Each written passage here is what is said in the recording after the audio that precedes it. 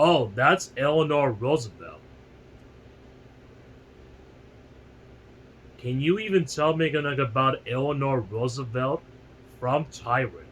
Sure, Anna Eleanor Roosevelt was a respected activist and author, as well as the First Lady of the United States from 1933 to 1945. She was born in 1884 to a wealthy family right here in New York City. Young Eleanor had a pretty sad childhood though. She was very shy and she worried about being plain and not fitting in with high society. To make matters worse, her life took a terrible turn when her mother, father, and one of her brothers all died within a 3 year span. Roosevelt was devastated. She had to become an orphan at age 10. Well, she went to live with her grandmother, who eventually sent her to all new girls' school near London, England.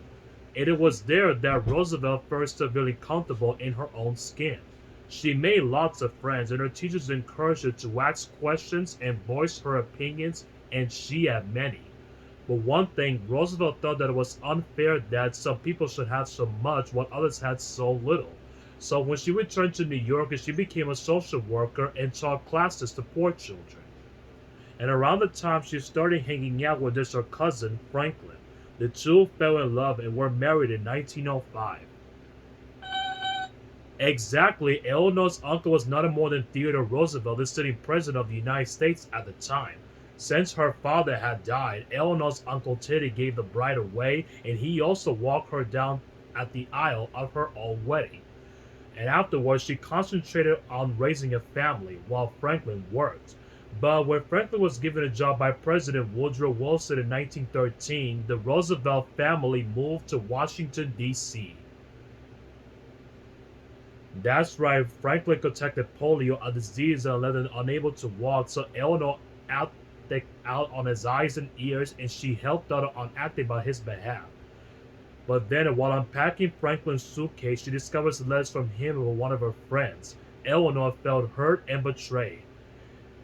Well, the Roosevelts decided to stay married, but after that, Eleanor much became independent of Franklin. She also got involved with the organizations like the League of the Women Voters, which helped women exercise their new right to vote. She continued to campaign for American workers, fighting for higher wages, shorter work week, and protections against child labor. These activities made her one of the most recognized political figures in New York State, and it helped her husband get elected governor in 1928. And when he was nominated for president in 1932, Eleanor assisted her husband on the campaign trail. The country was even in the middle of the Great Depression, and an economic turn that impoverished many Americans. When a new country desperate for a new direction, Franklin easily defeated sitting president Herbert Hoover. Actually, Eleanor wasn't sure what her role would be.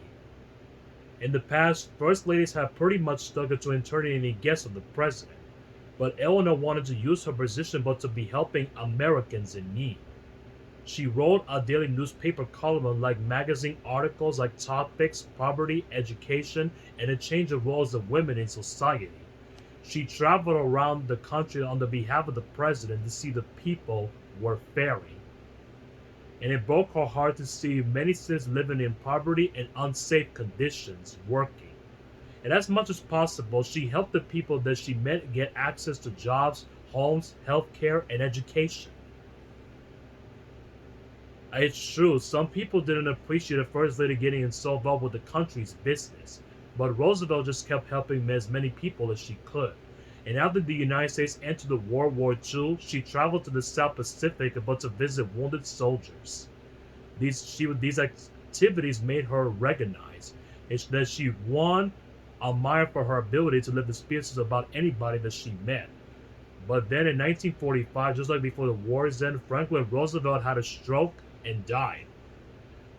And as the new president, Harry Truman asked Eleanor to help the form of the United Nations, an international peacekeeping organization. She traveled around the globe to building support for the UN and speaking of issues of health and safety for all people. She kept busy, alright. Roosevelt continued working well into her 70s, speaking, writing, even hosting a TV show, before her death in 1962 at the age of 78. I know, she was about to, and I'm gonna get inspirational as they get. Shall we?